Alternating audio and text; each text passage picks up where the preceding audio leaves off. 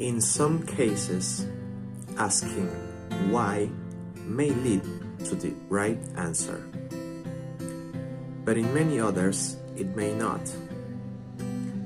Here are some reasons to not ask why when introspecting. We just don't have access to many of the unconscious motives we are searching for. They are trapped inside our unconscious.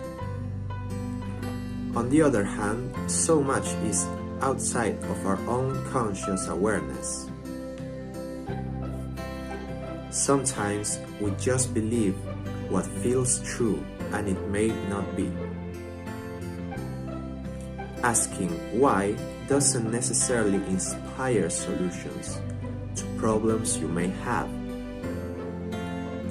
Our judgments are rarely free from bias. We ignore contradictory evidence, and it leads to overthinking, which derives in anxiety and depression.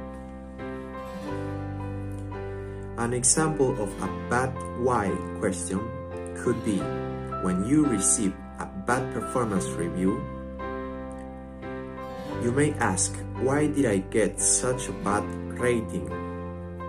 And you are likely to land on answers like, I was always too insecure about it, or I'm just not good enough, or I never had what it needs to. Instead, try asking what to get possible solutions. That's what highly aware people do. Asking this question helps us stay objective, future-focused, and empowered to act. Consider the following scenario. You are in a job you hate and you don't know it yet. Where many people would get stuck asking, why do I feel so terrible?